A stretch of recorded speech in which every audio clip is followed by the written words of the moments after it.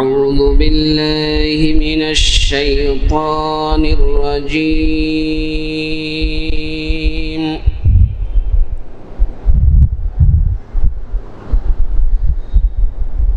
بسم الله الرحمن الرحيم.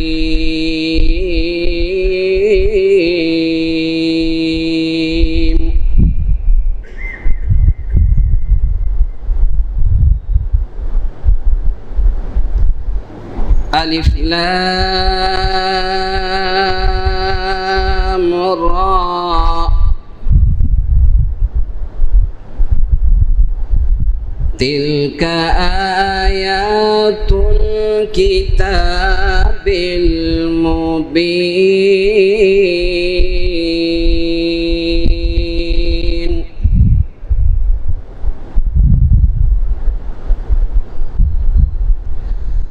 إنا أنزلناه قرآنا عربيا لعلكم تعقلون.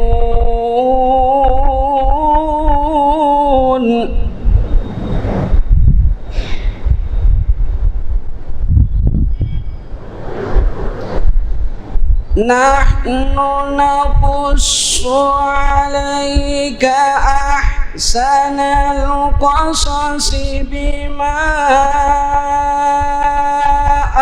أوحينا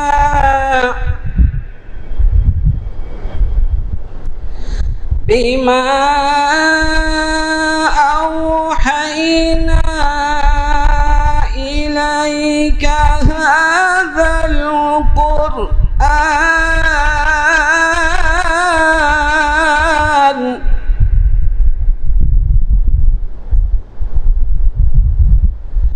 وإن كنت من قبله لمن الغافلين.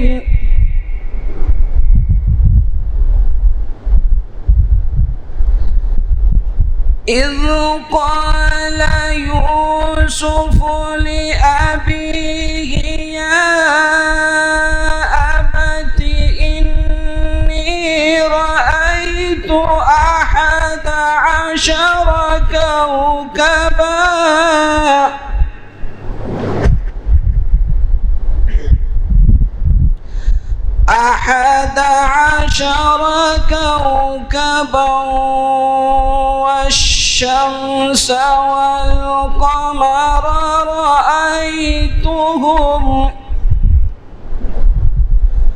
والشمس والقمر رأيتهم لي ساجدين.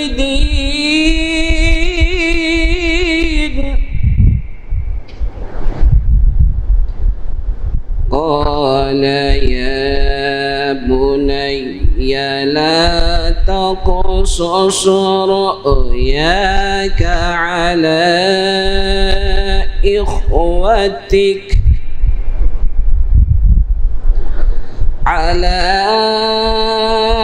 إخوتك فيكيدوا لك كيدا إن الشيطان للإنسان عدو مبين.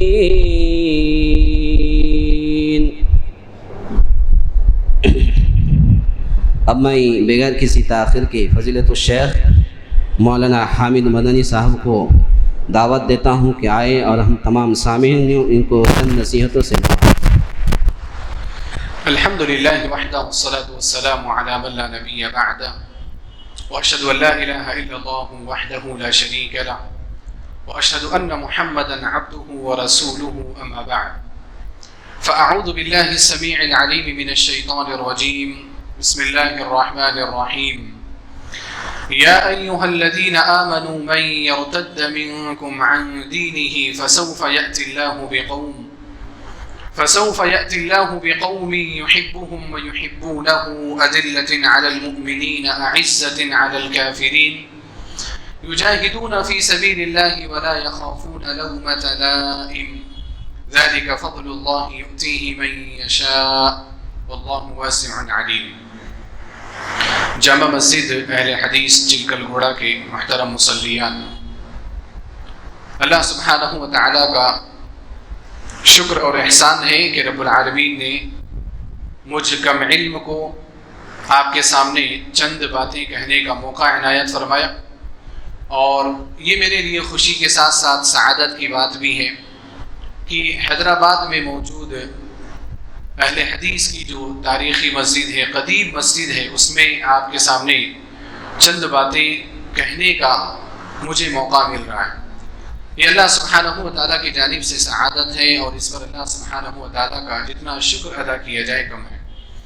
محترم حاضرین، میں انشاءاللہ چند چیزوں کے تعلق سے آپ کی توجہ مبذول کرنا چاہتا ہوں۔ امید ہے کہ آپ غور سے سماعت فرمائیں گے اور ان چیزوں کو عمل میں لانے کی کوشش کریں گے۔ اللہ سبحانہ و تعالی ہم سب کو علم کے ساتھ عمل کرنے کی توفیق عطا فرمائے، علم نافع حاصل کرنے کی توفیق عطا فرمائے۔ اللہم علمنا ما ينفعنا وانفعنا بما علمتنا وزدنا علما۔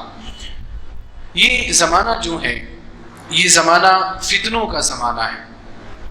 مختلف قسم کے فتنے، طرح طرح کے فتنے روزانہ ہمیں دیکھنے کو ملتے ہیں، ہمارے کانوں سے، ہمارے پردے سماعت سے ٹکراتے رہتے ہیں۔ اللہ سبحانہ و تعالیٰ نے فرمایا ظہر الفساد فی البر والبحر بما کسبت ایدی الناس لیذیقہم بعض الذی عملوا لعلہم یرجعون۔ خشکی ہو، سمندر کا حصہ ہو، فساد بالکل عام ہو چکا ہے، سر چڑھ کر کے بول رہا ہے۔ ظہر یظہر کا معنی عربی زبان میں چڑھنے کے بھی آتے ہیں، غالب ہونے کے بھی آتے ہیں۔ اللہ سبحانہ و تعالیٰ نے ظہرہ کا لفظ استعمال کیا کہ خشکی ہو، سمندر ہو، پوری دنیا کے اندر فساد سر چڑھ کر کے بول رہا ہے۔ ظہر الفساد فی البر والبحر۔ اور یہ فساد، بدعنوانی، یہ معاشرے کے اندر نت نئے فتنوں کا پیدا ہونا، ان ساری چیزوں کی وجوہات کیا ہیں؟ بما کسبت ایدی الناس۔ اللہ سبحانہ و تعالیٰ نے فرمایا یہ لوگوں کے اعمال کی وجہ سے ہی۔ لوگوں کے اعمال جتنے خراب ہوتے جائیں گے، جتنے برے ہوتے جائیں گے، فتنے اتنے زیادہ بڑھتے چلے جائیں گے۔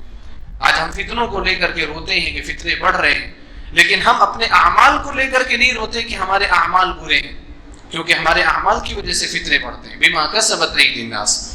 اور یہ جو فساد ہے، فتنے ہیں، یہ ایک طرح سے اللہ سبحانہ و تعالیٰ کی جانب سے سزا ہوتی۔ اللہ نے فرمایا لیذیقہم بعض الذی عملوا، تاکہ لوگوں نے جو عمل کیا ہے، برا عمل، اس برے عمل کی وجہ سے ان کو سزا دی جائے، ان کو عذاب کا مزہ چکھایا جائے۔ اور اس کا مقصد کیا ہے اللہ سبحانہ وتعالیٰ کے یہاں؟ لعلہم یرجعون، تاکہ لوگ دین کی طرف پلٹ کر کے آئیں، تاکہ لوگ حق کی طرف پلٹ کر کے آئیں، اسلام کی طرف پلٹ کے آئیں۔ اللہ سبحانہ وتعالیٰ نے اس آیت میں جو سورہ روم کی میں نے آپ کے سامنے پڑھی ہے، اس میں واضح کر دیا ہے کہ فتنے ہمیشہ بڑھتے چلے جائیں گے لوگوں کے اعمال کی وجہ سے، لوگوں کی بدعمالیوں کی وجہ سے۔ آج ہم جس معاشرے میں سانس لے رہے ہیں، یہ معاشرہ اسی طریقے سے فتنوں کا شکار ہے۔ بہت سارے فتنے ہیں، میں ایک فتنے کے تعلق سے آپ کے سامنے بات کرنا چاہتا ہوں، اور وہ فتنہ کیا ہے؟ فتنہ ارتداد کا فتنہ، مرتد ہونے کا فتنہ۔ یہ فتنہ تقریباً 2 سال سے زیادہ منظر عام پر آ رہا ہے، اور مسلسل اس کے بارے میں خبریں لوگوں کے سامنے آتی چلی جا رہی۔ فلاں مرتد ہوا، فلاں لڑکا مرتد ہوا، فلاں لڑکی مرتد ہوئی، فلاں گھرانہ مرتد ہوا۔ اس طرح کے ارتداد کی خبریں ہمارے سامنے روزانہ آ رہی ہیں۔ تقریباً لوگ اس کے بارے میں تحریریں لکھ رہے ہیں، علماء کے اس تعلق سے خطابات ہو رہے ہیں، محاضرات ہو رہے ہیں۔ ان چیزوں کو مٹانے کی کوشش کی جا رہی ہے اس فتنہ ارتداد کے تعلق سے۔ یہ فتنہ ارتداد بڑے خطرناک قسم کا ایک فتنہ ہے جو ہمارے اس زمانے میں زیادہ ظاہر ہو کر کے آ رہا ہے۔ اور وہ خطرناک کیوں ہے؟ جو مرتد ہوا وہ تو ہو گیا، لیکن جو مرتد ہو کر کے جا رہا ہے، جو اپنی تعلیمات لوگوں کے سامنے لا رہا ہے، سوشل میڈیا کا استعمال کر کے جو زہر افشانی وہ ہمارے لوگوں کے درمیان کر رہا ہے، وہ سب سے خطرناک چیز ہے۔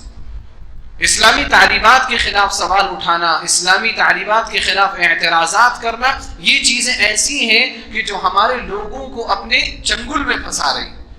ہمارا جو نوجوان ہے بھولا بھالا، جس کے پاس علم کم ہے، زیادہ علم نہیں ہے، وہ ان کی سازشوں کا شکار ہو رہا ہے، ان کے پھیلائے ہوئے زہر کا وہ شکار ہو رہا ہے۔ جو شبہات ہیں وہ شبہات اس کے ذہن میں آ رہے ہیں، اور اس کی وجہ سے اس کا ذہن بھی ایمان سے کہیں دور جا رہا ہے، اسلام سے کہیں دور جا رہا ہے۔ اللہ سبحانہ وتعالیٰ اگر حفاظت نہ کرے تو وہ بھی مرتدین کے فہرست میں داخل ہو جائے گا۔ بڑے خطرناک قسم کا فتنہ ہے۔ اللہ کے رسول صلی اللہ علیہ وسلم نے تو اس فتنے کی طرف پہلے ہی نشاندہی کر دی تھی۔ صحیح مسلم کی روایت ہے، حضرت ابو ہریرہ رضی اللہ تعالیٰ عنہ راوی حدیث فرماتے ہیں، اللہ کے رسول صلی اللہ علیہ وسلم نے فرمایا، بادروا بالاعمال فتنا، اے لوگوں فتنوں کے آنے سے پہلے اچھے اچھے اعمال کر لو۔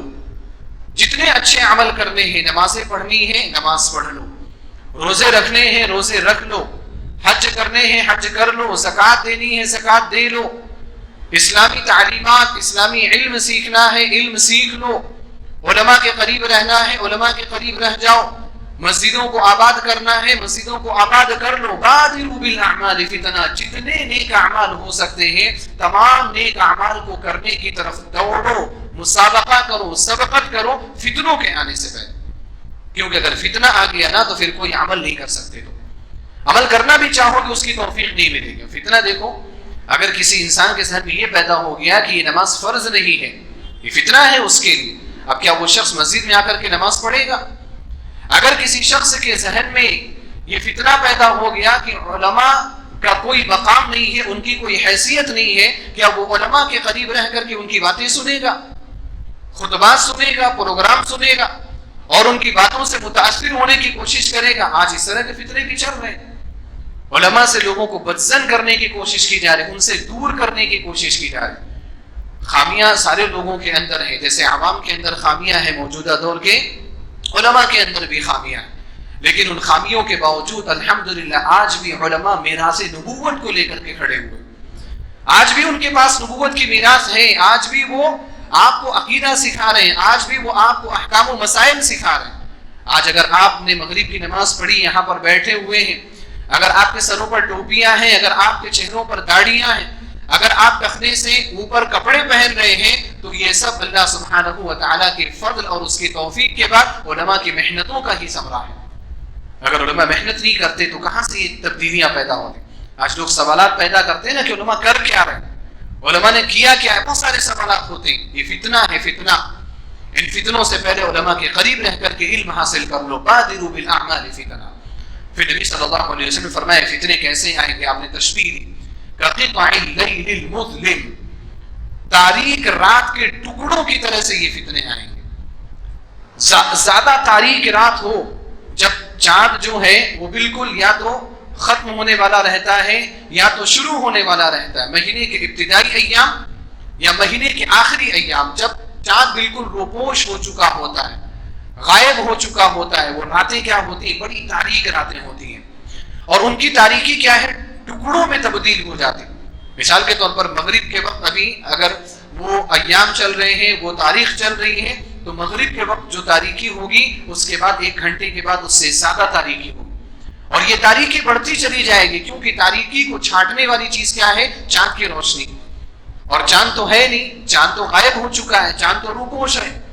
تو یہ جو تاریکیاں ہیں نا، ایک کے بعد دیگر تہ بتہ بڑھتی چلی جاتی ہیں، کقطع اللیل المظلم، تاریک رات کے ٹکڑوں کی طرح سے۔ اللہ کے رسول صلی اللہ علیہ وسلم نے فرمایا فتنے ایسے ہی آئیں گے، فتنے ایسے ہی آئیں گے۔ وجہ تشبیہ کیا ہے؟ نبی علیہ الصلوۃ والسلام نے کیوں تشبیہ دی؟ وجہ تشبیہ یہاں پر یہ ہے کہ فتنے جو پیدا ہوں گے، یکی بات دیگر اتنے خطرناک فتنے پیدا ہونے لگیں گے کہ انسان کو سمجھ میں ہی نہیں آئے گا کہ اس وقت حق کیا ہے باطل کیا ہے، راستہ ہی نہیں سمجھ میں آئے گا۔ جیسے تاریک رات ہوتی ہے اور تاریکی اگر بڑھتی چلی جا رہی ہے نا، تو راستہ سمجھ میں نہیں آتا، آپ کہاں جائیں گے؟ اگر آپ کے پاس روشنی نہیں ہے، ٹارچ نہیں ہے، لائٹ نہیں ہے آپ کے پاس، آپ کو نہیں پتا چلے گا کہ آپ کو دائیں جانا ہے کہ بائیں جانا ہے، آپ کو نہیں پتا چلے گا کہ سامنے گڈھا ہے یا سامنے آپ کا راستہ صاف نہیں پتا چلے گا۔ نبی علیہ السلام نے تشبیہ اسی وجہ سے دی کہ فتنے ایسے ہی پیدا ہوں گے کہ انسان کوشش بھی کرے گا راہ حق کو تلاش کرنے کی، وہ راہ حق کو تلاش نہیں کر پائے گا۔ فقطع اللیل المظلم، اس کے بعد آپ علیہ السلام نے فرمایا ان فتنوں میں سے ایک فتنے کی مثال دیتے ہوئے، ایک فتنے کو بطور مثال بیان کرتے ہوئے آپ نے فرمایا یصبح الرجل مؤمنا ویمسی کافرا او یمسی مؤمنا ویصبح کافرا۔ آپ علیہ السلام نے فرمایا کہ وقت ایسا آئے گا کہ آدمی صبح کے وقت مومن ہوگا اور شام ہوتے ہوتے کافر ہو جائے گا، یا شام کے وقت مومن ہوگا، رات ایمان کی حالت میں گزارے گا، صبح ہوتے ہوتے وہ کافر ہو جائے گا اور اپنے کفر کا اعلان کرتا ہوا پھرے گا۔ آج سوشل میڈیا کے دور میں یہ چیز بخوبی ہمیں سمجھ میں آتی ہے، کیسے لوگ ابھی صبح کے وقت مومن تھے اور شام کے وقت شام ہوتے ہوتے یوٹیوب پر ان کا ایک ویڈیو آ گیا کہ میں اسلام سے پھر چکا ہوں، میں اب مسلمان نہیں رہا۔ اور ایسے لوگ، سازش اتنی خطرناک ہے، آپ دیکھیں کہ ایسے لوگ جو سازشوں کے تحت مرتد ہو رہے ہیں نا، وہ لوگ یہ نہیں بول رہے کہ میں کافر ہو گیا، وہ یہ نہیں بول رہے کہ میں نے اسلام چھوڑ دیا، میں مسلمان نہیں ہوں، یہ نہیں بول رہے۔ ایک خطرناک لفظ استعمال کیا ایسے لوگوں نے، ایکس مسلم۔ کیا لفظ استعمال کیا؟ ایکس مسلم۔ اب ایکس مسلم یعنی سابق میں یہ مسلم تھا، اب مسلم نہیں رہا، اور یہ لفظ جو ہے وہ ہمارے لوگوں کے لیے اور شدید فتنہ بن رہا ہے۔ اگر یہ بندہ یہ کہہ دیتا نا کہ میں کافر ہوں اور اپنا نام چینج کر دیتا، کسی بھی مذہب میں چلا جاتا، ہندو مذہب میں چلا جاتا، عیسائیت میں چلا جاتا، یہودیت میں چلا جاتا، کسی بھی مذہب میں چلا جاتا، کوئی فرق پڑنے والا نہیں تھا، اس کا نقصان زیادہ ہونے والا نہیں تھا، لیکن ایکس مسلم اس نے کہا، اس کا نقصان بڑا خطرناک ہے، اور یہ بہت خطرناک قسم کی سازش۔ یہ ایکس مسلم کیا ہوتا ہے؟ ایکس کا جو لفظ ہے سابق کے طور پر ہم استعمال کرتے ہیں نا، عام طور پر سابق کا لفظ کہاں استعمال کیا جاتا ہے؟ جب انسان کسی اچھے عہدے پر ہو، قابل ذکر عہدے پر ہو اور اس عہدے کو چھوڑ دے، اس منصب کو چھوڑ دے، تو پھر اس کے لیے سابق استعمال کیا جاتا ہے۔ اب دیکھیں کوئی مسجد کا صدر ہے، پہلے صدر تھا اب صدر نہیں ہے، اس کے لیے کیا بولا جاتا ہے؟ سابق صدر۔ صدر جمہوریہ ہے، وزیر اعظم ہے، سابق وزیر اعظم، سابق صدر جمہوریہ، یہ سب کہا جاتا ہے نا۔ اگر کسی نے چوری کی ہو تو کیا اس کو یہ کہا جاتا ہے سابق چور؟ نہیں کہا جاتا۔ کسی نے اگر چوری کی ہو، کوئی ڈاکو رہا ہو اور اس کی ڈکیتی ثابت ہوئی ہو اور وہ سزائیں کاٹ کر کے آیا ہو، تو کیا وہ ایکس چور لکھتا ہے، ایکس تھیف لکھتا ہے، ایکس ڈکیت لکھتا ہے؟ نہیں لکھتا۔ تو اگر یہ مسلمان نہیں ہے یہ بندہ اور اس کو اسلام سے محبت بھی نہیں ہے، تو ایکس مسلم کیوں لکھ رہا ہے؟ کیوں اپنے آپ کو ایکس مسلم کہہ رہا ہے؟ یہ بہت بڑی سازش، صرف سازش کے تحت۔ اس سے پہلے کبھی بھی یہ اصطلاح منظر عام پر نہیں آئی تھی، یہ ابھی ماضی قریب میں اصطلاح آئی اور بہت بڑا فتنہ بنا۔ نبی علیہ السلام نے فرمایا کہ صبح کے وقت ایسے لوگ مومن ہوں گے، شام کو کافر ہو جائیں گے، شام کو مومن ہوں گے، صبح کو کافر ہو جائیں گے۔ اور کافر کیوں ہوں گے، مرتد کیوں ہوں گے؟ اس کے لیے ان کے پاس دلائل نہیں۔ نبی علیہ السلام نے فرمایا یبیع دینہ بعرض من الدنیا، وہ اپنے دین کو دنیا کے تھوڑے سے سامان کے عوض بیچ رہا ہوگا۔ کسی نے اس کو پیسہ دکھایا، کسی نے اس کو لالچ دی، کسی نے اس کو عہدہ دکھایا، کسی نے اس کو منصب دکھایا۔ اگر وہ کبھی کبھار ایسا بھی ہوتا ہے ہمارے یہاں کہ وہ شخص کیا ہے، بڑا مالدار ہے لیکن کیسوں میں پھنسا ہوا ہے، کیسوں سے نکلنے کا سبز باغ دکھایا۔ یہ لوگ دنیا کی تھوڑی سی چیز کو حاصل کرنے کے لیے یبیع دینہ، اپنے دین کو بیچ دیتے ہیں۔ نبی علیہ السلام نے اس حدیث کے اندر ارتداد کے فتنے کے بارے میں ہمیں آگاہ کیا کہ اس طرح کے فتنے آگے چل کر کے رونما ہوں گے۔ تمہارے لیے کیا کرنا ہے؟ بادروا بالاعمال فتنہ، ان اعمال کے آنے سے پہلے، ان فتنوں کے آنے سے پہلے اعمال صالحہ کر لیا کرو۔ محترم حاضرین، یہ ارتداد کا جو فتنہ ہے، آج ہم اور آپ بہت زیادہ پریشان نظر آ رہے ہیں۔ عام طور پر جب ابھی تو زیادہ کیسز نہیں آ رہے، اکا دکا کیسز ابھی بھی آ رہے ہیں۔ جب اکٹھا ایک ساتھ جب کیسز آئے تھے نا، تو جو بھی ملتا تھا نا اس کا ایک ہی سوال ہوتا تھا، مولوی صاحب، شیخ، آپ کا اس فتنہ ارتداد کے بارے میں کیا کہنا ہے؟ فلاں آدمی مرتد ہو گیا، فلاں آدمی مرتد ہو گیا۔ لوگوں کو نا ایک عجیب قسم کی پریشانی تھی، اور واقعی پریشانی ہونی چاہیے، پریشانی اچھی چیز ہے، کیونکہ اسلام سے ہم محبت کرتے ہیں، اور اسلام کے بارے میں ہمارا عقیدہ یہ ہے کہ یہ سب سے سچا اور پکا مذہب ہے۔ اس سے سچا اور اس سے زیادہ حق والا، اس سے زیادہ پکا مذہب اس دنیا میں کوئی ہو ہی نہیں سکتا۔ اس مذہب کے سچے ہونے کا اعلان اللہ سبحانہ و تعالیٰ نے کیا، ان الدین عند اللہ الاسلام، دین اللہ کے نزدیک کیا ہے؟ اسلام ہے۔ اور اللہ تعالیٰ نے یہ بھی فرمایا وَمَن يَبْتَغِ غَيْرَ الْإِسْلَامِ دِينًا فَلَن يُقْبَلَ مِنْهُ، جو شخص اسلام کے علاوہ کسی اور دین پر چل کر کے اللہ سبحانہ و تعالیٰ کو راضی کرنے کی کوشش کرے گا فَلَن يُقْبَلَ مِنْهُ، اس کا ایک بھی عمل قبول نہیں ہوگا، اس کا وہ دین قبول نہیں ہوگا۔ وَهُوَ فِي الْآخِرَةِ مِنَ الْخَاسِرِينَ، ایسے لوگ آخرت میں خسارہ اٹھانے والوں میں سے، نقصان اٹھانے والوں میں سے۔ تو ہمارا عقیدہ ہے، ہمارا ماننا ہے کہ اسلام سے اچھا اور سچا مذہب ہو نہیں سکتا، لہذا ہماری جو پریشانی وہ پریشانی تو بنتی ہے، ہم پریشان ہیں تو ہماری پریشانی بنتی ہے، لیکن میں یہاں کہنا چاہتا ہوں کہ ہمیں زیادہ پریشان ہونے کی ضرورت نہیں ہے، اس کے لیے تیاری کرنے کی ضرورت۔ یہ فتنہ ارتداد کوئی ایسا فتنہ نہیں ہے جس کے بارے میں ہمارے پاس پہلے سے سابق میں معلومات موجود نہ ہو، جس کی سابق میں ہمارے پاس مثالیں موجود نہ ہو۔ یہ فتنہ تو ایسا فتنہ ہے جس کے بارے میں قرآن کریم میں بہت مرتبہ ذکر کیا گیا، مکی صورتوں میں بھی ذکر آیا، مدنی صورتوں میں بھی ذکر آیا کہ لوگ ارتداد اختیار کریں، اور صرف ذکر نہیں آیا بلکہ نبی صلی اللہ علیہ وسلم کی زندگی میں، آپ کی نبوت کے زمانے میں بہت سارے لوگوں نے اس فتنے کو اختیار کیا، یعنی بہت سارے لوگ مرتد بھی ہوئے۔ یہ فتنہ کوئی نیا نہیں ہے، مکی دور میں بھی کچھ لوگ مرتد ہوئے، مدنی دور میں بھی کچھ لوگ مرتد ہوئے۔ مثال کے طور پر عبید اللہ بن جحش، یہ زینب بنت جحش رضی اللہ تعالی عنہا کا بھائی ہیں۔ زینب بنت جحش رضی اللہ تعالی عنہا امہات المؤمنین سے ایک امہات المؤمنین میں سے ایک ہیں، نبی صلی اللہ علیہ وسلم کی زوجہ مطہرہ ہیں رضی اللہ تعالی عنہا وارضاہا۔ ان کا ایک بھائی عبید اللہ بن جحش، اس نے اسلام قبول کیا تھا مکہ کے اندر۔ اس کی شادی ام حبیبہ رضی اللہ تعالی عنہا سے ہوئی تھی، جو کہ خود نبی صلی اللہ علیہ وسلم کی بعد میں بیوی بنی۔ پہلے ام حبیبہ کس کی بیوی تھی؟ عبید اللہ بن جحش کی۔ یہ انسان ایسا کہ اس نے اسلام قبول کیا مکہ کے اندر رہتے ہوئے، اور صرف اسلام قبول نہیں کیا، ہجرت بھی کی۔ حبشہ کی طرف 2 ہجرتیں ہوئی تھی، ایک سن 5 نبوت میں ہوئی تھی اور ایک سن 7 نبوت میں ہوئی تھی۔ بعض اہل تاریخ کہتے ہیں کہ سن 6 یا سن 7 نبوت میں دوسری ہجرت ہوئی۔ تو جو دوسری ہجرت حبشہ کی طرف ہوئی تھی افریقہ میں، جب مسلمان مکہ چھوڑ کر کے افریقہ گئے تھے تو وہاں یہ شخص بھی ہجرت کر کے گیا تھا، کس کے ساتھ؟ ام حبیبہ رضی اللہ تعالی عنہا کے ساتھ۔ لیکن وہاں پر گیا، دیکھو ماحول کیسے چینج ہوتا ہے، ماحول بھی اچھا بنانے کی ضرورت ہے۔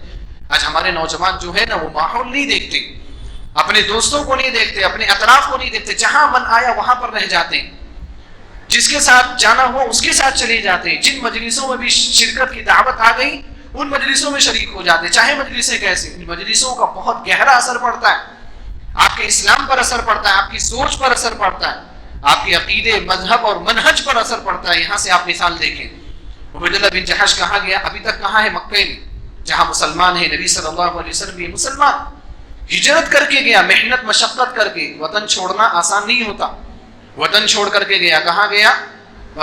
حبشہ میں گیا۔ اب حبشہ میں جب گیا یہ آدمی، تو حبشہ میں چونکہ زیادہ تعداد کس کی تھی؟ عیسائیوں کی تھی، کرسچنز کی تھی۔ وہاں سارے لوگ کرسچنز ہیں، آپ لوگوں نے اس کے بارے میں بہت ساری باتیں سنی ہوں گی۔ جعفر بن ابی طالب رضی اللہ تعالی عنہ کی تقریر بھی تھی حبشہ کے جو بادشاہ نجاشی کے سامنے۔ حضرت عیسیٰ علیہ السلام کے بارے میں سوال ہوا تھا، کیونکہ وہ لوگ کرسچن تھے۔ عبید اللہ بن جحش جب وہاں پر گیا تو یہ کیا تھا؟ پہلے عیسائی تھا۔ نبی صلی اللہ علیہ وسلم کے زمانے سے پہلے نا، آپ کے نبی بنائے جانے سے پہلے یہ عیسائی تھا۔ بعد میں نبی علیہ السلام جب اسلام لے کر گیا، اسلام قبول کیا، اب پھر یہ کہاں پہنچ گیا؟ عیسائیوں کی جگہ، عیسائیوں کی حکومت میں پہنچ گیا، عیسائیوں کی آبادی والے علاقے میں پہنچ گیا۔ اب وہاں جا کر کے اس کا من چینج ہونے لگا۔ ام حبیبہ رضی اللہ تعالی عنہا کے سامنے آ کر کے بہت ساری باتیں اسلام کے خلاف کہتا، عیسائیت کی تعریف کرتا، حتیٰ کہ ایک دن ام حبیبہ رضی اللہ تعالی عنہا نے خواب دیکھا، سو رہی تھی آپ، انہوں نے خواب دیکھا کہ عبید اللہ بن جحش جو ان کا شوہر ہے، انتہائی بدترین صورت میں، انتہائی بدترین حالت میں وہ ان کے سامنے آیا، انتہائی بدترین حالت میں۔ ام حبیبہ رضی اللہ تعالی عنہا جب اٹھی تو اٹھنے کے بعد عبید اللہ بن جحش نے جو سب سے پہلی بات کہی وہ اسی تعلق سے، یعنی جو انہوں نے خواب دیکھا تھا اس کی تعبیر بالکل ان کے سامنے صحیح بن کر کے، حقیقت بن کر کے آ گئی۔ عبید اللہ بن جحش نے کہا کہ دیکھو، میں پہلے عیسائی تھا، اور عیسائی جو مذہب ہے وہ عیسائی مذہب بہت اچھا مذہب ہے۔ پھر جب محمد صلی اللہ علیہ وسلم آئے تو میں نے اسلام کو سمجھا، مجھے اسلام اچھا لگا اور میں نے اسلام قبول کیا، لیکن اب مجھے ایسا لگتا ہے کہ عیسائی مذہب ہی کیا ہے؟ برحق ہے، عیسائی مذہب ہی سچا ہے۔ اور اس نے اسی وقت ارتداد اختیار کر لیا، وہ مرتد ہو گیا، اور اسی حالت میں اس کی وفات بھی ہو گئی۔ ام حبیبہ رضی اللہ تعالیٰ عنہ جو وہاں پر تھی وہ اکیلی پڑ گئی. پھر بعد میں نبی صلی اللہ علیہ وسلم سے ان کی شادی ہوئی تھی اور حبشہ کے بادشاہ نجاشی نے ہی ان کی شادی کرائی تھی. اس وقت نبی علیہ السلام حبشہ میں موجود نہیں تھے, دور رہتے ہوئے ہی شادی کرائی گئی تھی.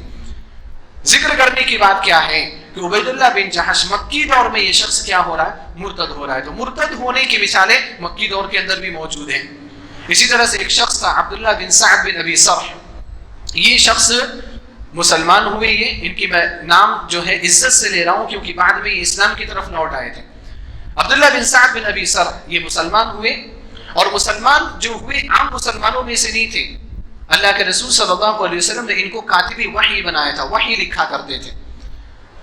اب یہ جو کتابت وحی ہے, وحی لکھنا بھی اس شخص کے لیے کیا ہوا, فتنہ بن گیا. کبھی کبھار کچھ لوگوں کے لیے قرآن کریم کی کوئی آیت فتنہ بن جاتی ہے, کچھ حدیثیں فتنہ بن جاتی. فتنہ بن جاتی مطلب ان کو غلط طور پر سمجھنا.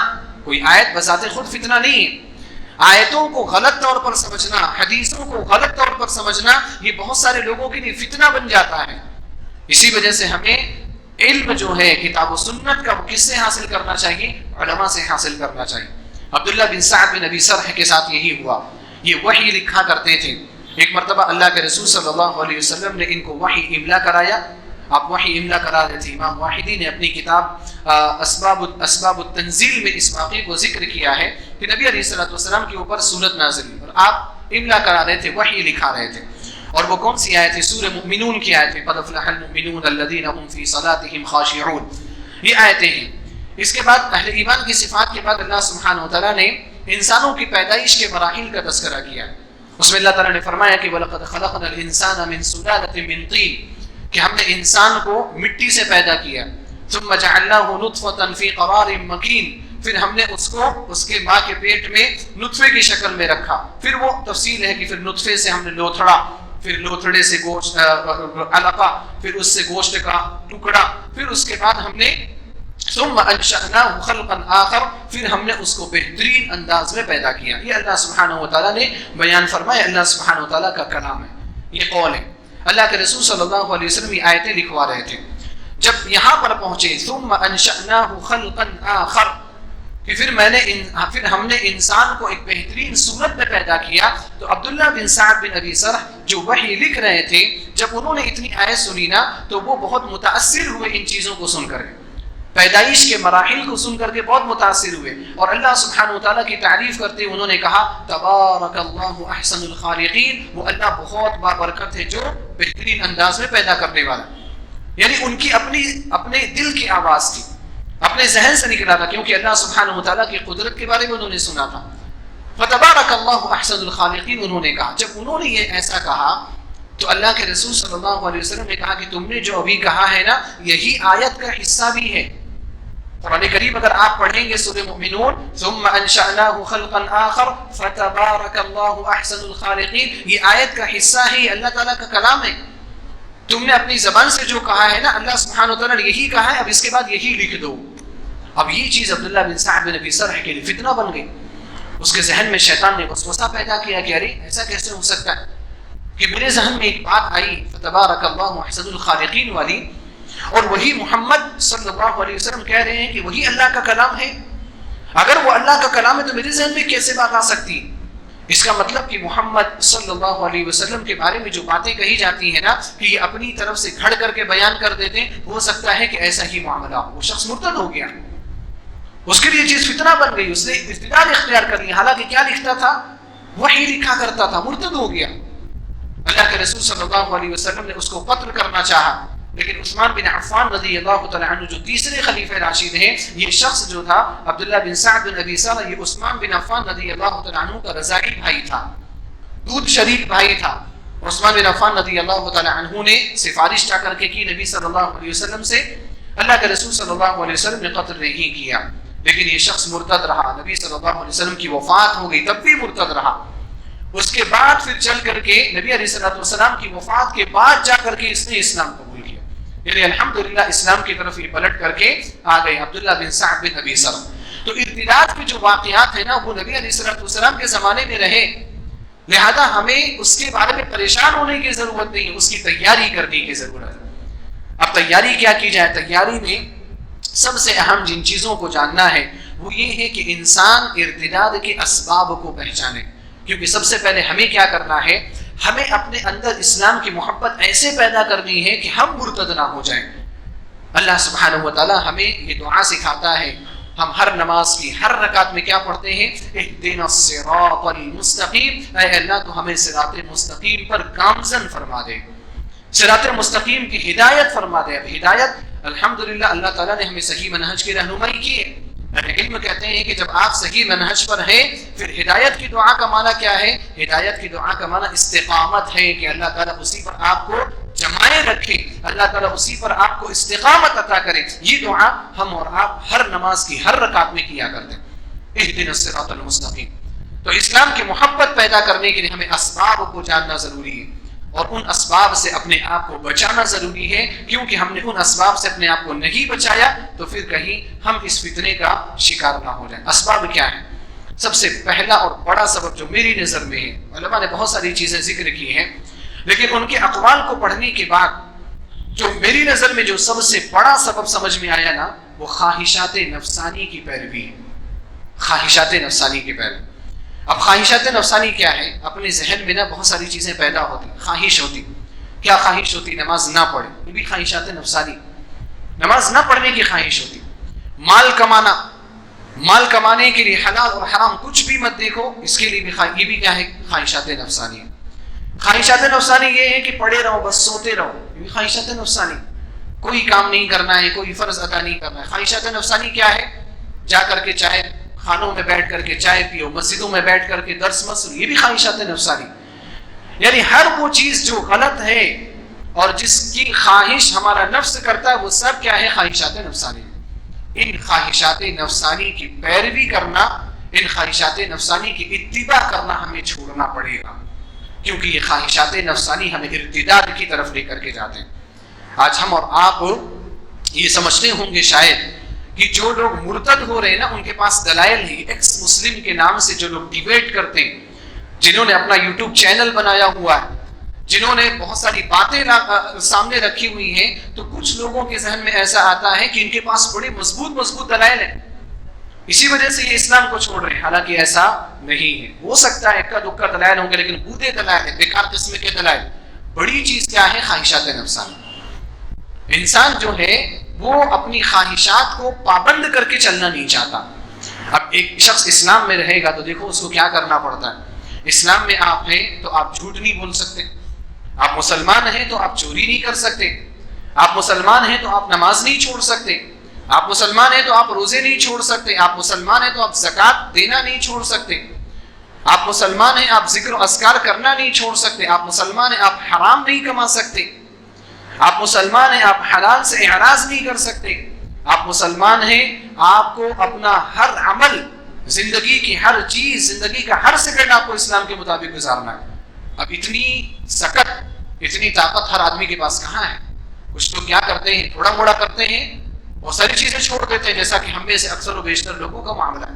جو چیزیں آسان ہوئی کر لی, جو چیز آسان نہیں ہے تھوڑی مشکلیں چھوڑ دی. اب دیکھو ہمارے یہاں 4 وقت کی نماز کی پابندی کرنے والے لوگ ہیں نا, 4 وقت میں 2 صفیں 3 صفیں رہتی ہیں, اتنی بڑی مسجد میں بھی. فجر میں کتنی رہتی ہیں؟ میں تو یہاں نہیں رہتا ہوں لیکن آپ ہر مسجد کا حال جانتے ہیں, ہر مسجد کا حال ویسا ہی ہے, سیم ہے. فجر میں اتنی تعداد نہیں رہتی. خواہشات نفسانی ہے ہماری. ہم کچھ چیزوں پر عمل کر لے رہے ہیں اسلام کے نام پر لیکن بہت ساری چیزوں کو چھوڑ دے رہے ہیں. وہیں پر کچھ لوگ کیا کرتے ہیں نا, کچھ بھی نہیں کرنا ہے بھائی, 1 وقت کی نماز بھی نہیں پڑھنا ہے, زکوٰۃ بھی نہیں دینا. اب کیا کریں گے؟ اتنا سب انکار کر کے مسلمان تو نہیں رہ سکتے. مسلمان تو ایکسیپٹ نہیں کرے گا آپ کو, سلام بھی نہیں کرے گا, سلام کا جواب بھی نہیں دے گا, آپ سے شادی بھی نہیں کروائے گا اپنی بیٹی کی. تو اب ایسے لوگ کیا کرتے ہیں بھائی, ہم کفر کا راستہ اختیار کر جاتے ہیں, ارتداد کا راستہ اختیار. سیڑھی کیا بنی؟ خواہشات نفسانی. اپنے نفس کو اگر کنٹرول کرنا نہیں آیا تو یہ آپ کو مرتد بھی بنا سکتا ہے. اللہ سبحانہ و تعالیٰ نے فرمایا سورہ جاثیہ کے اندر, افرأیت من اتخذ الہہ ہوا, اے نبی صلی اللہ علیہ وسلم کیا آپ نے اس شخص کو نہیں دیکھا جس نے اپنی خواہشات کو اپنا معبود بنا لیا. خواہشات کو معبود بنانے کا کیا معنی ہے؟ خواہشات کو معبود بنانے کا معنی یہ ہے کہ انسان اپنے خواہشات کی بات ویسے ہی سننے لگے جیسے اللہ سبحانہ و تعالیٰ کی سنی جانی چاہیے. اللہ تعالیٰ نے کہا نماز پڑھو، ہم نماز پڑھنے کے لیے آ جائیں، یہ اللہ سبحانہ و تعالیٰ کو معبود بنانا ہے۔ لیکن ہمارے نفس نے کہا کہ نہیں، ہمیں نماز کے لیے نہیں جانا ہے، یہ خواہشات نفسانی کو معبود بنانا ہے۔ اور جو شخص خواہشات نفسانی کو معبود بنا لیتا ہے وہ اپنے آپ کو ایکس مسلم کہے، اپنے آپ کو کافر کہے، اپنے آپ کو مرتد کہے، اس کو ذرہ برابر بھی فرق پڑنے والا نہیں ہے۔ افرأیت من اتخذ الہہ ہواہ، اپنی خواہشات کو اس نے معبود بنایا ہے، خواہشات کی وجہ سے یہ دوسرے کی عبادت میں گیا، اپنے نفس کی عبادت میں گیا۔ یہ جو ملحدین ہیں، جو مرتد ہو جاتے ہیں نا، اکثر دوسرے مذہب میں نہیں جاتے، یہ ایتھیسٹ ہوتے ہیں، ناستک ہوتے ہیں، ملحد ہوتے ہیں۔ اب یہ لوگ کیا بولتے ہیں، میں کسی معبود کو نہیں مانتا، میں کسی بھی مذہب کو نہیں مانتا، یہ سب سے گندے معبود کو مانتے ہیں۔ اور وہ گندا معبود کیا ہے؟ نفس، سب سے گندے معبود کو مان رہے ہو۔ یہ نفس، النفس الخبیثہ، نفس مطمئنہ بھی ہوتا ہے، وہ گندا نہیں ہے۔ النفس الخبیثہ، جو خباثت کی دعوت دیں آپ کو، یہ اس چیز کو اپنا معبود بنا کر کے بیٹھے ہوئے ہوتے ہیں اور کہتے رہتے ہیں کہ ہمارا کوئی معبود نہیں۔ اللہ سبحانہ و تعالیٰ کی عبادت یہ فطرت میں ایسی داخل چیز ہے نا کہ کوئی انسان اسے بھاگ نہیں سکتا۔ کسی نہ کسی چیز کو آپ کو معبود بنانا ہی بنانا ہے، تو اللہ سبحانہ و تعالیٰ کو بنا لیا جائے تو اس میں کیا برا ہے؟ جس نے ہمیں پیدا کیا، جس نے ہمارے لیے سب کچھ کیا، اسی کو معبود بناؤ گے۔ اگر آپ نے اللہ کو معبود نہیں بنایا تو کسی نہ کسی چیز کو آپ معبود بنائیں گے، کسی درخت کو بنائیں گے، کسی پتھر کو بنائیں گے، کسی انسان کو بنائیں گے، یا اپنے نفس کو بنائیں گے۔ آپ بنائیں گے، عبودیت ایک ایسی چیز ہے، اس سے آپ باہر نہیں نکل سکتے۔ اللہ نے فرمایا افرأیت من اتخذ الہہ ہوا واضلہ اللہ علی علم، اور اللہ تعالیٰ نے اس بندے کو علم کے باوجود بھی گمراہ کر دیا۔ جو خواہشات نفسانی کا پجاری ہوتا ہے وہ کتنا بھی علم حاصل کر لے، اگر خواہشات نفسانی کا پجاری ہے تو اللہ سبحانہ و تعالیٰ اس کو گمراہ کر دیتا ہے اور وہ گمراہ ہو جاتا ہے۔ کچھ لوگ ایسے ہوتے ہیں جو بہت پڑھے لکھے لوگ، بہت زیادہ لٹریچرز پڑھے ہوئے ہیں، بہت زیادہ اسلامک بکس کا بھی مطالعہ کیا ہوا ہوتا ہے، پھر بھی کیا ہے؟ مرتد ہو جاتے ہیں۔ وَأَضَلَّهُ اللَّهُ عَلَىٰ عِلْمٍ، اور پھر ایسے لوگ کیا ہوتے ہیں، آپ ان سے کتنی ڈیبیٹ کرو، کتنے مناظرے کرو، کوئی فرق پڑنے والا نہیں۔ کیوں؟ وَخَتَمَ عَلَىٰ سَمْعِهِ وَقَلْبِهِ وَجَعَلَ عَلَىٰ بَصَرِهِ غِشَاوَةً، اللہ تعالیٰ ان کے کان پر، ان کی نگاہوں پر مہر لگا دیتا ہے اور ان کی نگاہوں پر پردے ڈال دیتا ہے اللہ سبحانہ وتعالیٰ۔ فَمَن يَهْدِيهِ وَجَعَلَ عَلَىٰ بَصَرِهِ غِشَاوَةً فَمَن يَهْدِيهِ، کہ اللہ سبحانہ و تعالیٰ کے بعد اللہ تعالیٰ نے اگر اس کو گمراہ کر دیا ہے تو پھر اللہ تعالیٰ کے علاوہ اس کو ہدایت دینے والا کون ہے؟ خواہشات نفسانی، اور خواہشات نفسانی میں خاص طور پر جنسی خواہشات، خواہشات نفسانی میں بھی خاص طور پر جنسی خواہشات یہ ارتداد کا بہت بڑا ذریعہ ہے۔ جنسی خواہشات، سیکشول ڈیزائرز، یہ سیکشول ڈیزائرز ایسے ہیں کہ اگر ان کو حلال طریقے سے نہیں پورا کیا گیا یہ راستہ تلاش کر لیں گے۔ بھوک، انسان کو اگر بھوک لگتی ہے نا تو اس کو اگر اچھا صاف ستھرا کھانا نہیں ملا نا تو وہ گندے کھانے پر بھی گزارا کر لیتا ہے۔ کچھ غریبوں کو دیکھا ہوگا آپ نے، اللہ تعالیٰ ہمیں ان میں سے نہ بنائے اور اللہ تعالیٰ ان کے لیے بھی اچھا کرے۔ کچھ غریبوں بیچاروں کو دیکھا جاتا ہے نا کہ وہ ڈسٹ بین سے، کوڑے کرکٹ سے کچھ بریڈ کے ٹکڑے، کچھ روٹیاں نکال کر کے کھا رہے ہوتے۔ بھوک ہے، بھوک، اس بھوک کا کچھ بھی نہیں کر سکتے آپ، لگی ہے نا تو اس کو ختم کرنا ہے کیسے بھی۔ تو یہ جنسی بھوک ہے، اگر اس کو حلال طریقے سے نہیں ختم کیا گیا تو یہ حرام راستہ اپنا لیں گے۔ آج سادہ جو ارتداد کے جو کیسز دیکھنے میں آ رہے نا یہ اسی وجہ سے دیکھنے میں آ رہے۔ لڑکی ہے، شادی نہیں کی جا رہی، ایک عمر ہو جا رہی اس کی 25 سال 30 سال 35 سال کی لڑکی ہو جا رہی، اب اس کے سیکشول ڈیزائرز کہاں سے پورے ہوں گے؟ آپ شادیاں نہیں کر رہے، ہمارے معاشرے نے شادی کو اتنا مشکل بنا دیا، جہیز کے رسم ہے، اس کے علاوہ مختلف قسم کے رسوم و رواج ہیں، اب وہ بیچاری کیا کرے گی، کہاں جائے گی؟ ظاہر سی بات ہے نا کہ وہ غلط راستہ اپنائے گی۔ اب اس کو کوئی مسلمان نہیں ملے گا تو کسی کافر کے ساتھ ہی نکل کر کے چلی جائے۔ کوئی لڑکا ہے، عمر ہو گئی اچھی خاصی اور اس کو ابھی شادی کرنے کی خواہش بھی ہے، شادی کرنے کے تعلق سے اشارے بھی دے رہا ہے اپنے ماں باپ کو۔ بہت سارے بچے آج کے زمانے میں ایسے، الحمدللہ علماء سے جو متاثر ہے نا وہ لوگ اپنے گھروں میں کہہ رہے ہیں، لیکن بہت مایوس کن خبر سننے میں آتی ہے کہ بچے جوان ہو جا رہے ہیں، اپنے ماں باپ کو اشارے دے رہے ہیں کہ ہماری شادی کرا دے جاؤ، لیکن ماں باپ کیا ہے، کان میں تیل ڈال کر کے بیٹھے ہوئے، ان کی شادیوں کی طرف توجہ نہیں کر رہے۔ اب یہ بچہ یا تو اسلام میں رہتے ہوئے زنا کا راستہ اپنا لے گا، یا ایسا نہ ہو اللہ تعالیٰ حفاظت کرے سارے بچوں کی، ارتداد کا راستہ بھی اختیار کر سکتا ہے۔ یہ جنسی خواہش ایسی ہی ہے، جنسی خواہشات کی وجہ سے زیادہ کیسز سننے میں آ رہے ہیں. اس لیے ہمارا اور آپ کا فریضہ کیا ہے؟ ہمارا اور آپ کا فریضہ یہ ہے کہ شادیوں کو آسان سے آسان تر بنایا جائے. وہ معاشرہ کبھی بھی پاکیزہ معاشرہ بن ہی نہیں سکتا جہاں شادی مشکل ہو. ہمارے یہاں شادیاں مشکل ہو گئی ہیں. آپ اس کا نتیجہ آپ دیکھو، اس کا نتیجہ یہ ہے کہ آج اچھے اچھے گھرانے زنا سے محفوظ نہیں ہیں. یہ بہت ہی ذمہ داری کے ساتھ میں یہ بات کہہ رہا ہوں. بہت اچھے اچھے دیندار گھرانے، آدمی ہوگا نمازوں کا پابند ہوگا، اس کے گھر میں نماز پڑھی جا رہے ہو، جوان ہے، نمازوں کا پابند ہے، قرآن کریم کی تلاوت کرتا ہے، لیکن زنا اور اس زنا کے مقدمات سے محفوظ نہیں ہے. آج بہت کم ایسے ہیں جن کے غلط تعلقات نہیں ہیں. غیر شادی شدہ لوگوں کی بات کر رہا ہوں. شادی شدہ بھی کچھ لوگ کرتے ہیں، لیکن غیر شادی شدہ بہت کم ایسے ہیں، چاہے وہ لڑکے ہوں چاہے وہ لڑکیاں ہوں، جن کے غلط تعلقات نہ ہوں. نماز پڑھ رہے ہیں، نماز کے بعد باہر نکل کر کے اپنی گرل فرینڈ سے بات کر رہے ہیں. لڑکی نماز پڑھ رہی ہے، حجاب پہن کر کے، مسلح لپیٹ کر کے گھر میں رکھ رہی ہے، اپنے بوائے فرینڈ سے گفتگو میں لگ جا رہی ہے، اس سے چیٹ میں لگ جا رہی ہے. دیندار گھرانے، اہل حدیث گھرانے بھی اس میں شامل ہیں. یہ سب ہم لوگوں کی غلطیاں ہیں کہ ہم نے شادی کو اتنا مشکل بنا دیا، اتنا پیچیدہ بنا دیا کہ اب لوگوں کے لیے حلال طریقے سے اپنی خواہش کو پورا کرنے کا راستہ نہیں ہے، تو اب لوگ کیا ہے؟ حرام راستہ اپنائیں گے. جہاں وہ مجرم ہے وہ بھی مجرم ہے. میں ان کی طرفداری نہیں کر رہا ہوں. جو بھی ایسا کرے، جو بھی جوان لڑکا جو بھی جوان لڑکی ایسا عمل کرے، یہ مجرم ہے. لیکن ان کے ساتھ ساتھ ہم بھی مجرم ہیں، اور ہم بھی پوچھے جائیں گے کہ تم نے کیوں اتنی مشکلات دی. اسی وجہ سے کہا جاتا ہے نا کہ بھئی جو لڑکیوں کے یہاں کوئی کھانا نہیں ہے، لڑکی کے گھر کوئی دعوت نہیں ہوتی. دعوت کیا ہے؟ شادی میں ولیمہ ہے، ولیمے میں آپ شرکت کریں. ہم میں سے ہی بہت سارے لوگ اعتراض کرتے ہیں، مولوی صاحب کیوں آپ منع کر رہے ہیں؟ لڑکی والے کھلانا چاہ رہے ہیں تو کیوں منع آپ کر رہے ہیں؟ بھئی ہماری خواہش نہیں ہے کھانا کھانے کی، ہماری بھی خواہش ہے کھانا کھانے. علماء کو کھانے اچھے نہیں لگتے، ان کو بھی اچھے لگتے، لیکن کیوں منع کر رہے ہیں؟ وہ معاشرے کی مصلحت کی بنا پر منع کر رہے ہیں. کیونکہ اگر ان کھانوں کا بائیکاٹ نہیں کیا گیا، شادیاں مشکل ہو رہی اور اس کی وجہ سے معاشرے میں زنا عام ہو رہا ہے.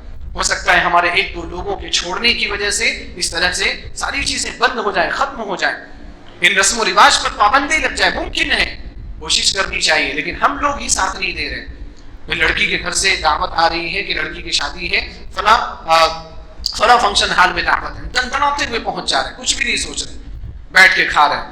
اور پھر وہ تو چھوڑیے، آپ اس سے پہلے جو گھروں میں رسم و رواج ہوتے ہیں، ساچر کی رسم ہے، پتہ نہیں کس کی رسم ہے، شادی کے بعد جو رسمیں ہیں، جمعگیاں کی رسم ہے، ہم لوگ وہاں پر بیٹھ کر کے بے غیرتوں کی طرح سے، معذرت سے میں کہہ رہا ہوں، بے غیرتوں کی طرح سے ہم لوگ وہاں پر کھا رہے ہوتے ہیں.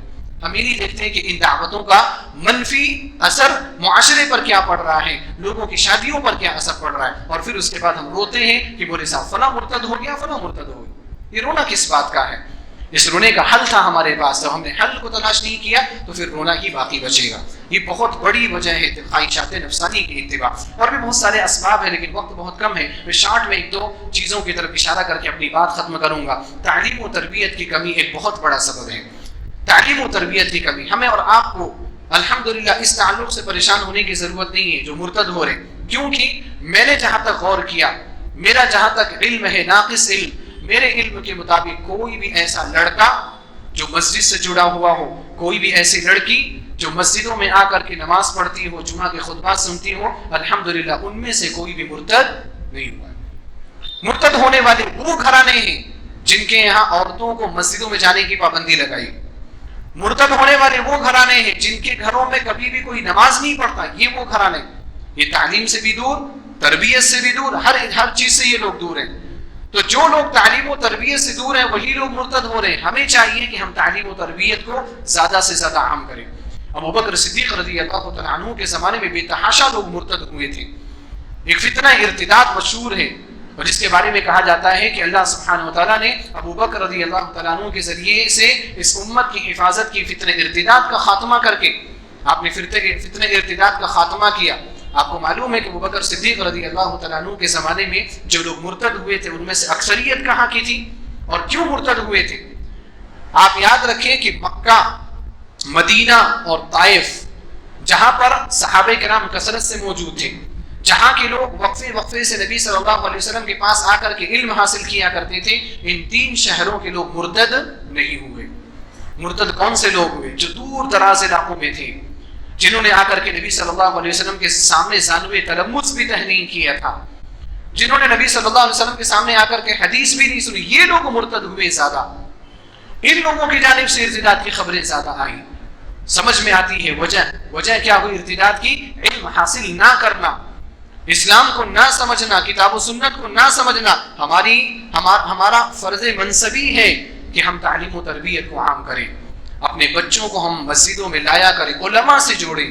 کوئی بھی پروگرام ہو، دیکھو چھوٹا سے چھوٹا پروگرام ہو، حتیٰ کہ اگر عشاء کے بعد کا درس ہے، فجر کے بعد کا درس ہے، اور اگر آپ کے مسجد میں انتظام ہے، وہاں بھی اگر آپ اپنے گھر کی خواتین کو لا سکتے ہیں تو وہاں بھی اپنے گھر کی خواتین کو لے کر کے آئیں. صحابیات نبی صلی اللہ علیہ وسلم کے زمانے میں ہر نماز مسجد میں آ کر کے پڑھا کرتی تھی.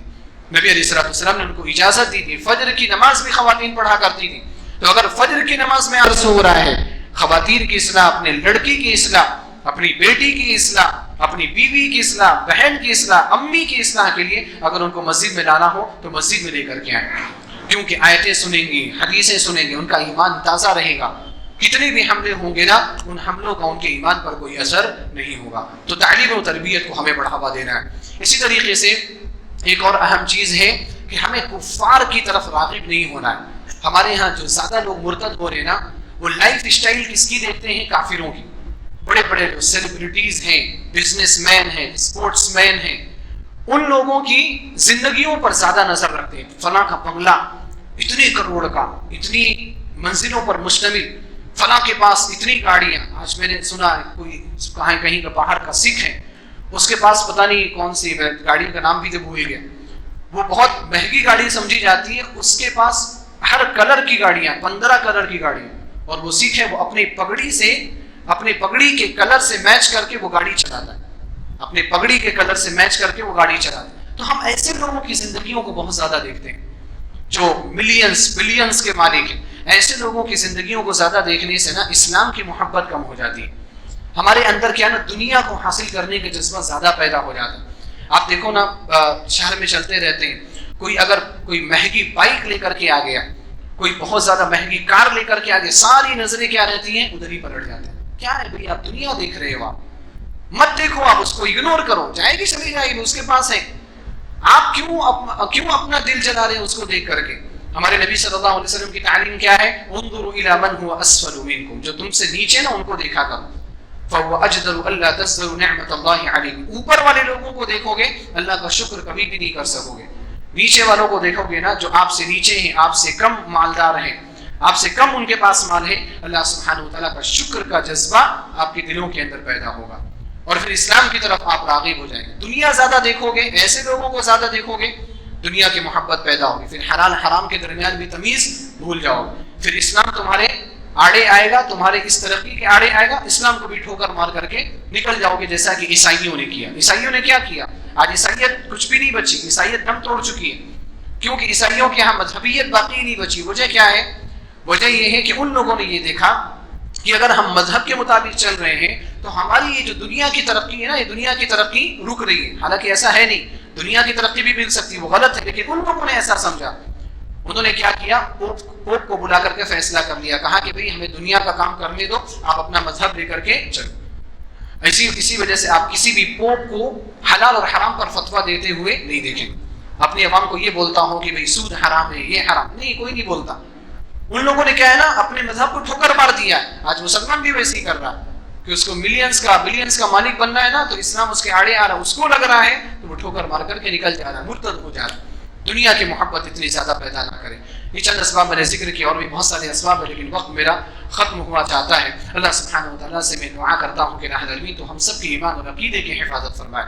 الہ العالمین تو ہم سب کو ہر طرح کی فتنوں، خصوصاً ارتداد کے فتنوں سے محفوظ فرمائے.